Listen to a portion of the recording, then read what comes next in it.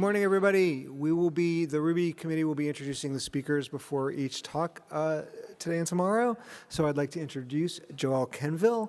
Joël has been writing Ruby for over a decade and is co-host of the podcast The Bike Shed, where he and his co-host discuss the technical and social issues that surround our craft. Please give a warm RubyConf welcome to Joël Quenneville. Hello, everyone. Welcome. The current time is just a little after 10:30, and that's the easy answer to the question, what time is it? But this morning I want to ask a slightly different question, and that is, which time is it? Now, time has a variety of meanings in English. We use that term to refer to multiple different quantities that are similar and related, but also distinct. And choosing the right one for our code helps us have better designs and helps us to avoid bugs. A classic example of this is the difference between the code 1.day and 1.day.ago. If you have a method and you want to pass an argument piece of time, you have to choose. Do you pass 1.day or 1.day.ago? Well, not only are these two different times, they're two fundamentally different kinds of time. So what's the difference between 1.day and 1.day.ago? Well, we're looking at two different kinds of time here. The first is what I'm going to call a moment. This is a point in time, a value like November 14th, 2023 at 10:30 a.m. PST. That's the time this talk started. But there's also a different kind of time, what I'm calling a duration, an amount of time. So something like 45 minutes. That's the length of this talk slot. Let's try to visualize a little bit of the difference here, because it's not always intuitive. Imagine we have a timeline. So we've got our tick marks, and it just kind of extends infinitely into the future and into the past. Well, moments would be points on that timeline. They're discrete points. Durations, on the other hand, are distances. So we've got points, we've got distances. And some of you might be getting really excited right now. You're like, oh, we've got this graph, we've got points. He's going to talk about vector math and 1D vectors. That's not what this talk is about. Although if you're excited about these, come talk to me afterwards. I'd love to have that conversation. So this is RubyConf, and Ruby provides us several classes for working with time. The first is the datetime class. This is a class that is used to represent moments, points in time. But I don't recommend that you use it, because as of Ruby 3, it's been deprecated. That's okay, though, because there are other classes that we have available to us, including the perhaps confusingly named time. Time also represents a moment, a point in time, and it represents values like November 14th at 2023 at 10:30 and 5.123456789 seconds a.m. Pacific Standard Time. So why all those decimal points? Well, it's because time has nanosecond resolution. Those two sound like fancy words, but really all that means is that on our timeline, the tick marks are only 1 nanosecond apart. And so when we create two instances of time, we can create two separate instances, and the closest they can be to each other is 1 nanosecond. Contrast this with something like the date class. Date is also representing a moment, a point in time, but it represents moments like November 14th, 2023. No more details. This is a resolution of 1 day. So the same thing, we've got our timeline, we've got our tick marks, but now they're a little bit further spread apart. Two instances of day can be at closest 1 day apart. Now, this is a really fun thing about resolution. If you use date or time instances in a Ruby range, you will get, it will generate an array of values that are spaced out based off of the resolution of the type that you chose. So you may not have known this, but if we do a start date of November 12th and a start date of November 11th, put them in a range and output them, we would get November 12th, 13, 14, and 15. This can be really convenient. And if we'd used time instead, we would have just gotten a million instances representing all of the different nanoseconds between those 2 points. And that can be really nice because you can play around with that and even create your own classes that represent different resolutions. One that I've done in the past is create a class that represents months. So they're still moments, they're points in time, but the resolution is 1 month. And that allowed me to do some easier reporting by leaning into this syntax. Now, this is not a talk about enumeration. I gave that talk last year at RubyConf Mini. If you're excited about what you can do with enumeration and ranges, look it up. It's on YouTube. It's called Teaching Ruby to Count. One thing I do want you to notice, though, about all these classes we've been looking at in the core library is that they all represent the same kind of time. We've looked at date time, we've looked at time, we've looked at date, and they all represent moments. We haven't seen a single thing that represents duration yet. What's going on here?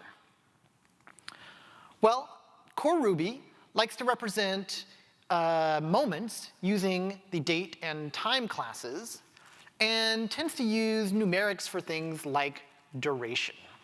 Numerics are values like integers and floats. And that becomes important once we start trying to do math. And we are going to do a little bit of math. Part of why it's really useful to have values that represent time in our code is that we want to not just represent them. We don't want to just have a string that we can display to people, but we want to do math on this time. We want to ask, how big is the distance between 2 points? If we want another event so far in the future, what is that event going to be at? We want to ask, which of these 2 events is before the other? And we can do all of this with math.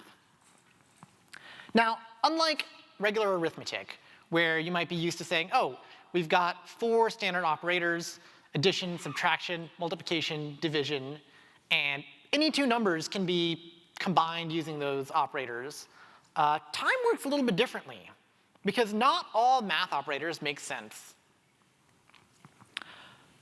We're going to do a bit of a dive into the time docs and look at some of the signatures for the operators, because if you start reading that, you'll see that they're a little bit interesting. Starting with a time plus operator. So the plus operator has a signature that says you take a time and you add it to a numeric value, that is a float or an integer, and what we get back is a new time value. First thing to notice, we can't add 2 time instances. And that would have been my first assumption. You're looking at the time library, plus operator, you probably do a time plus a time, get back a new time. But that's not the case here. What's actually happening is we're taking a time, and remember, the time class is a moment, a point in time, and we're adding a numeric, that is a duration to it, and getting back a new time, a point in time, a moment. So why can't we add those 2 together? And what is actually happening here with the plus operator? Well, whenever I encounter an operator and I don't understand the rules around it, I like to step back and ask the question, what question is this operator actually asking? What does this mean in the real world to do plus on a piece of time? Well, in the case of addition, addition is asking what point is, let's say, 45 minutes after point A. So in our visual timeline here, we have a point A, we have some distance, and we're asking what point is that distance shifted over to the right. Now notice we're not adding 2 points together. We're taking a point and we're taking a distance, that's a moment and a duration, and getting back a new point. And that's exactly what we saw in the signature for that plus operator. And if we think about it in these visual terms, we try to ask ourselves, what would adding 2 points do? We start to realize that it's kind of nonsensical. Like, there's no way visually to think about what adding 2 of these points together would mean. Now, under the hood, times are just numbers, and we'll see a little bit about that later. But it is possible to take a time and convert it to an integer. There's a to_i method. So if you really wanted to add 2 points in time, you could have point A plus point B to I. And that will work, and you will get a totally bogus answer to whatever question you're asking. Don't do that. Sometimes thinking a little bit about what the operators mean help you to get a better sense of what your program is actually trying to do, or what it shouldn't do. And if you're at a point where in your program you're trying to add 2 points in time, maybe you need to step back a little bit and ask yourself, not just what is this operator doing, but what is my program trying to do? Why am I trying to add 2 points, and what is the bigger business problem I'm trying to solve here? And likely, it's not adding 2 points. Likely, you're trying to do something else, such as saying, I have an appointment this afternoon, and somebody asked to shift it to next week. That's not adding 2 points. That's adding some amount of duration. So we've seen the plus operator. The minus operator gets a little bit weirder, because if I'm looking through the docs, there are 2 signatures here. You can take a time, subtract a numeric from it, and get a new time. Or you can take a time, subtract another time from it, and get a float. First thing that jumps out to me, 2 signatures? This is Ruby, right? We can overload operators. We can do different things depending on what kind of argument gets passed in. So what are these 2 different ways of using minus actually doing with our time?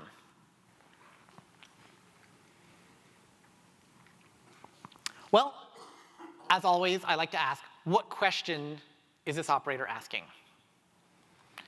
And in the case of that first signature, it's asking basically the inverse of what the plus operator was asking.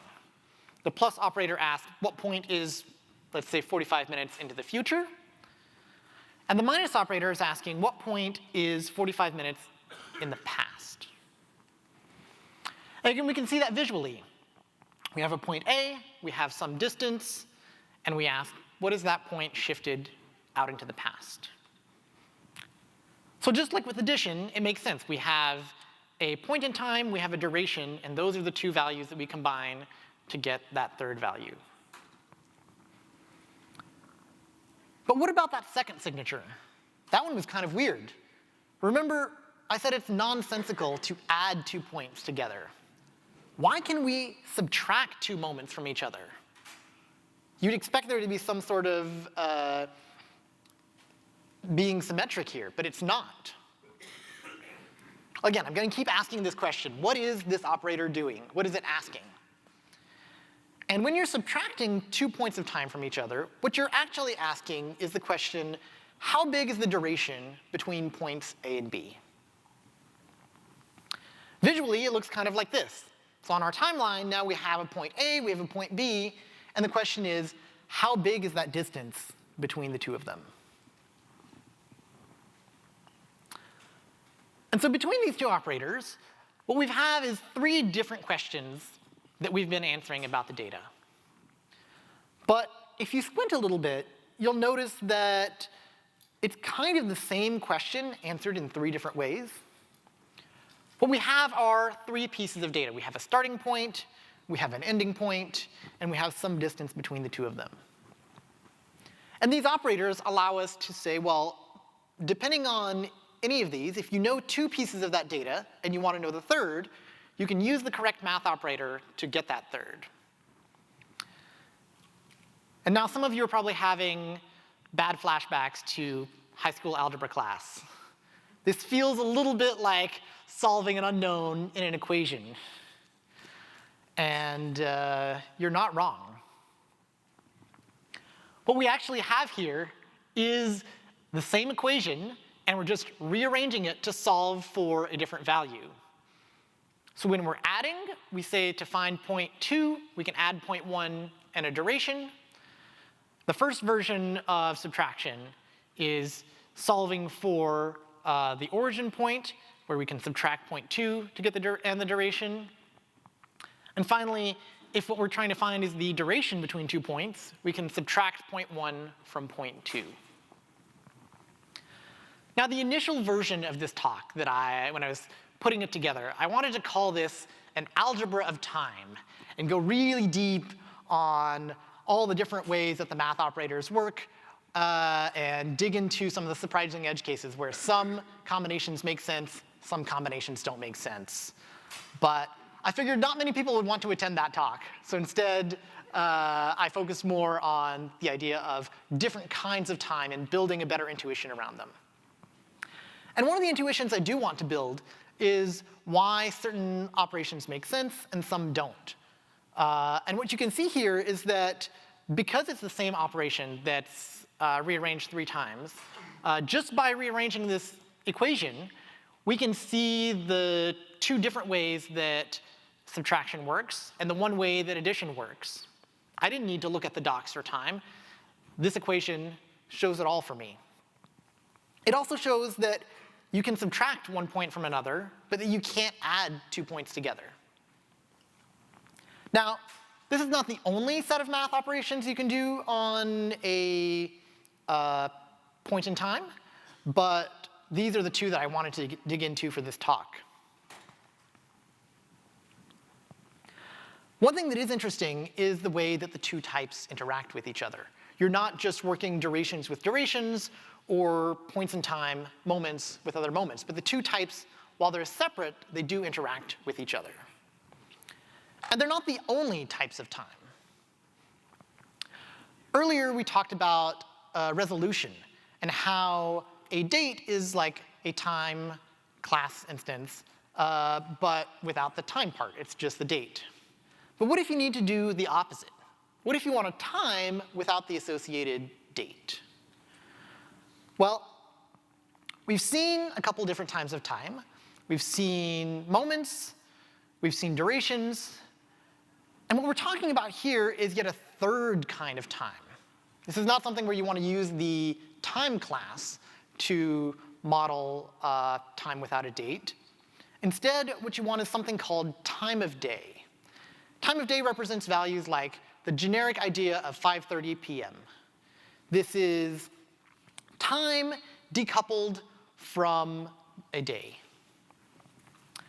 And time of day works kind of like moments. They're points in time, but they're not points on an infinite timeline going out to the future and to the past. Instead, you can think of it being on a circular timeline that just loops again every 24 hours. So how does time of day interact with the other types that we've seen? Well, our 3 questions that we asked about points in time on a linear timeline still apply. We can still do addition. We can ask what is a point that is 45 minutes in the future.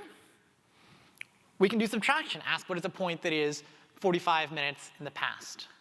Although keep in mind that this is a circular timeline, so your answer might loop around again, maybe once, maybe twice, depending on the size of that duration that you ask.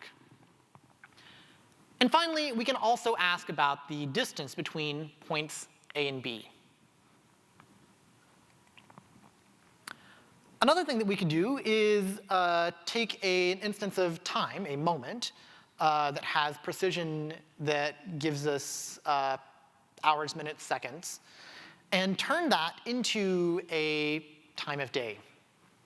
So we can take a full timestamp and say, just give me the time of day for that, and then I will use it for future calculations. And we can do the opposite. We can take a time of day that's just a generic idea of 5:30, combine that with a date, and get back a time. So those are all useful, but core Ruby does not provide us with a time of day class. Instead, we're going to have to go to third-party solutions. And Ruby has a great ecosystem of gems that provide us with a lot of tools for working with different types of time. One of the classic ones that we have is active support. If you've done any work with Rails, you've used this. And active support is what provides us with syntax like one.day or one.day.ago that we saw at the beginning of this talk. So what is one.day? One.day overloads methods on the integer class, but what it returns is an instance of active support duration. So one.day represents a duration, an amount of time. This is different than one.day.ago, because one.day.ago does not return a duration, it returns a time. This represents a moment, a point in time. So not only are one.day and one.day.ago referring to different times, they're fundamentally different things. They're not interchangeable with each other. And knowing which one to use is important when you're thinking about your code. And really what this gives us is a very nice human-readable syntax, some sugar, for doing something that looks a little bit more like this. You take time.now, it's a moment, and you subtract some kind of duration, the number of seconds in 1 day, to get 1 day ago. But what about time of day? This is a gem that I really like for time of day, the jackc/tod, time of day. It provides helpers for some of the math that you might want to do. It provides the ability to convert to and from other time types. And if you're using this in a Rails app, it also provides helpers to register itself as a type to line up with Postgres's time of day column type. Because Postgres has a time of day column type in addition to some of the other types that we typically see used for time.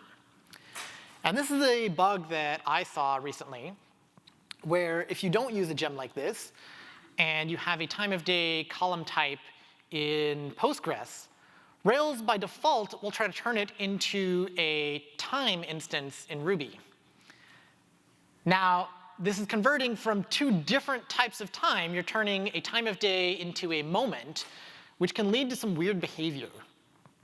Because all of the instances of time of day get turned into time instances. They all get given a date of today. And then sometimes you start doing math on them or trying to compare them, and you get unexpected behavior. So I was chasing down a bug, and this was the root cause of it.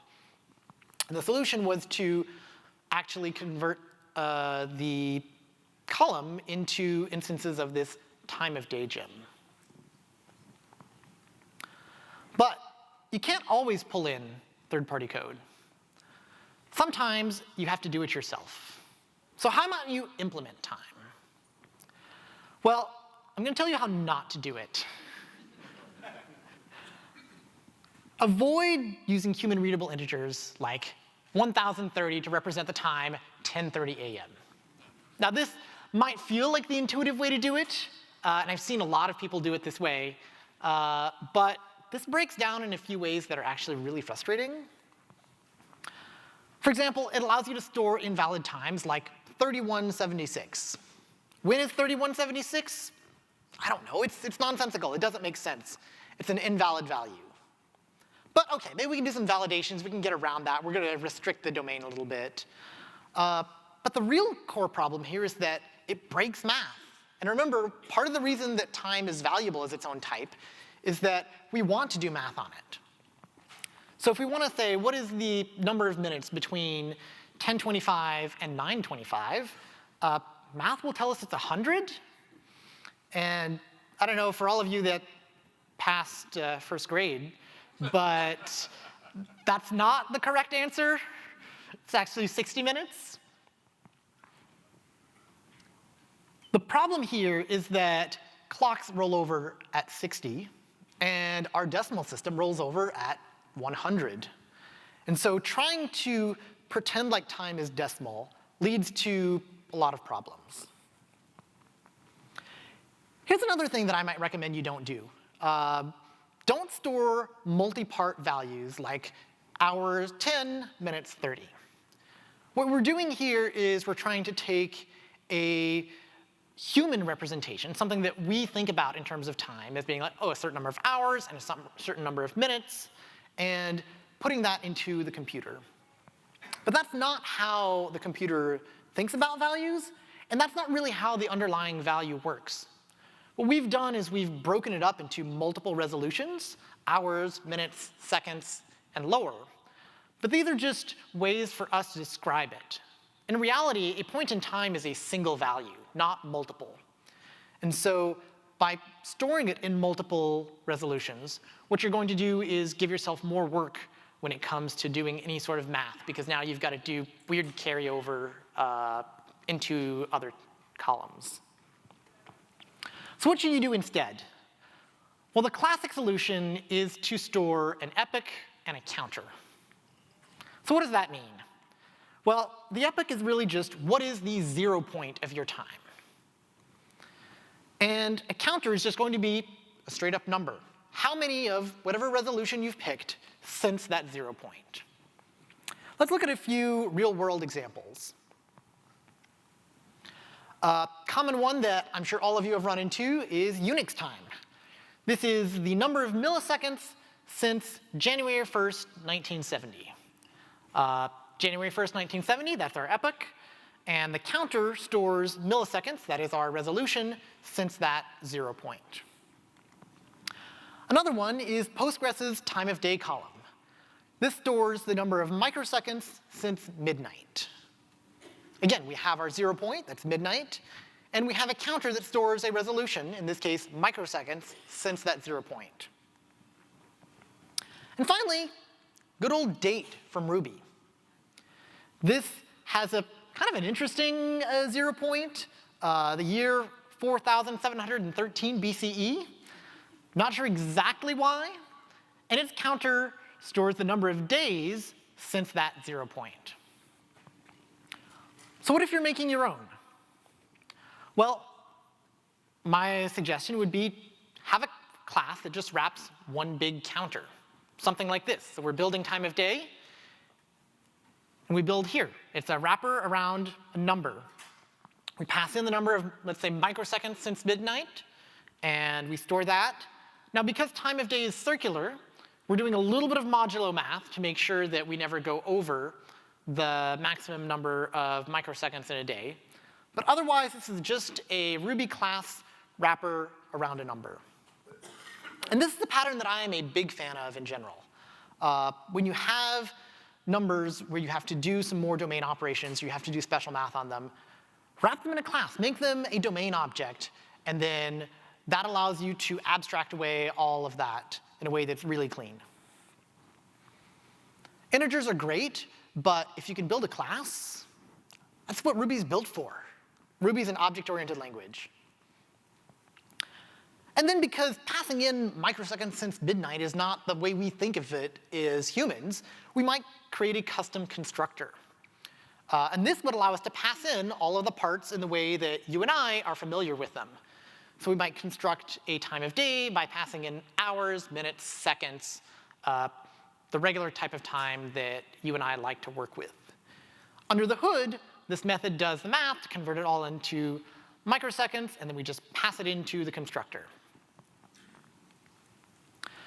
And then finally, we might want to do a few math operators. Here we've got the plus operator, and we pass in a duration. Remember, when we're doing plus on time of day or on moments, what we're doing is not adding another moment or time of day to it. We're adding a duration to shift it into the future. So we pass in here a duration in microseconds.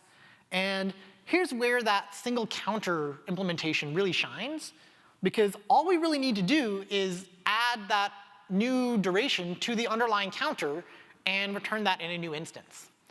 No need to carry values over from one column of minutes into hours. We're not even having to do any modulo math here because that's handled by the constructor. This is really just doing addition, wrapping it in a new class so that it's immutable, and returning a new instance.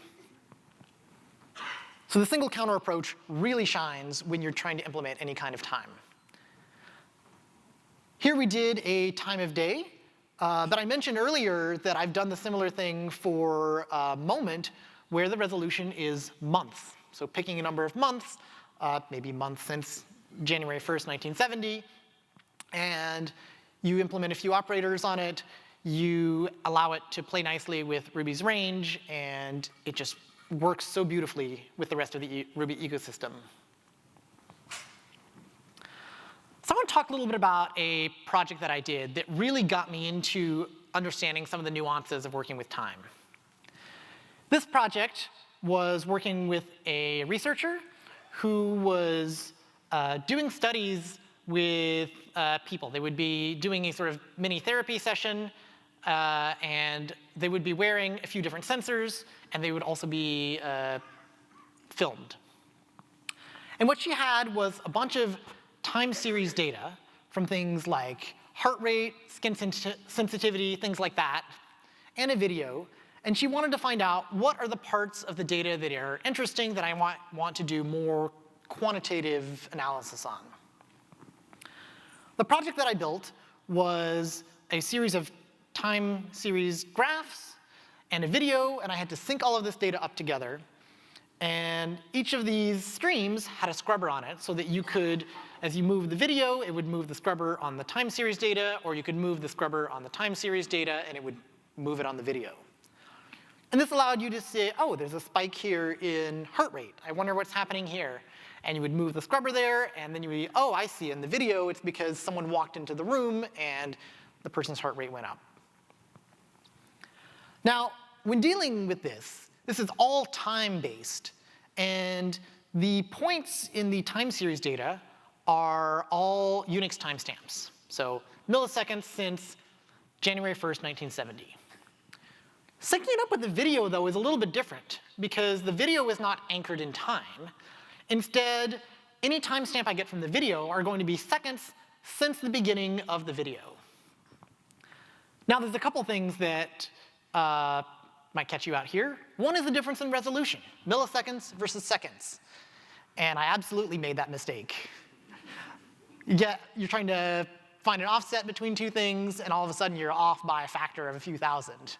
That doesn't look good at all. But also trying to line up the video, trying to translate those points that are relative from the beginning of the video to points that are relative to January 1st, 1970. Finally, what I had to do is, when we found an interesting bit of data, we wanted to be able to highlight it and then just export that particular segment from the time series. This is involving a start point, an end point, and a duration between the two. I wonder if you've heard a little bit about that recently. And making sure that I'm doing the math correctly between those was really important. There's a point where I was doing durations in the wrong units, and again, that led me to exporting way more data than I meant to, and sometimes not syncing correctly across the different graphs. So when we're working with time, a few things that I like to think about are, first of all, what kind of time do I need? Am I dealing with a moment, a duration, a time of day? Knowing what kind of time I'm dealing with allows me to better think about the problem that I'm solving, better model what I'm doing, and then also pick the right operations, which is the next thing. What kind of operation should I be using? And does it even make sense? Are you at a place where you're trying to add 2 points in time? Maybe it's time to step back and think a little bit about what your program is actually trying to do. And if you're ever faced with a math operator where maybe the library that you're using doesn't offer the math that you're trying to do, or the types don't line up quite well, step back and ask, what is this operator trying to do? What type of question is it answering? And then maybe step back as well and ask, what is my program trying to do? Finally, it's useful to think about resolution. What kind of units do you need? Are you looking for something that goes down to the nanosecond? Do you want something that's at the day level? Maybe you want months or years. Thinking about those can help you better think about the problem that you're trying to solve, as well as your implementation. Thank you for coming to this talk and thinking a little bit about time. My name is Joël Quenneville. I'm a principal developer at Thoughtbot. I'm also a co-host on the podcast The Bike Shed, which you can find at bikeshed.fm. And on the social network, formerly known as Twitter, you can find me at Joel Ken. Thank you very much.